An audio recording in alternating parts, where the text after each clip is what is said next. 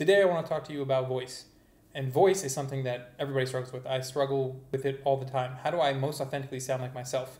And oftentimes people throw around words like diction or literary technique or anything having to do with what's written literally on the page. And I think that's just a misunderstanding of how we think of voice.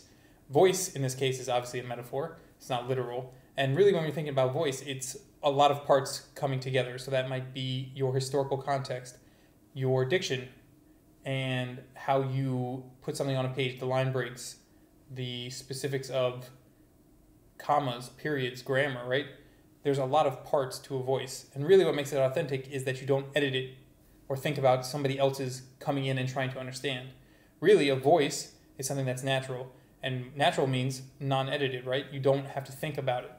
And so while we think of revision as the hard part, revision purpose is to allow for that voice to shine through most authentically. And that seems to be a little bit of a contradiction, right? Editing is heavily changing, redacting, adding, subtracting, whatever it is. But really, the purpose is to allow that voice to come through.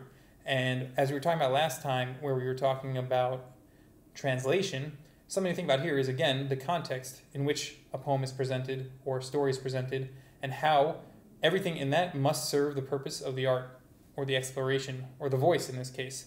And really what that means is to take yourself and your critiques out of the equation and to allow the words to create a feeling and to create a response and not to consider how that response might be. The reader is really not there to critique you in the sense of they're not there to take the art and break down the person. I think one of the most apt critiques I got while I was in grad school is that I was trying to read a piece psychologically and then comment on it psychologically to the person who wrote it. And my professor, D. Nurxes, said that's really not a good way to read, that it's really not fair to the writer because you're taking a snapshot and putting it onto somebody, a whole person. And so really the art is a small photograph, as Wordsworth might say, and so that voice is what creates the photograph. And the photograph is authentic as long as everything in there is unfiltered in the sense of allowing all parts of the person to come together into one coherent piece. And so today's prompt is to free write a piece where you don't edit for the reader. You don't edit even for yourself. You edit for the speaker or the characters. And I would love to see those pieces either submitted to the journal or below.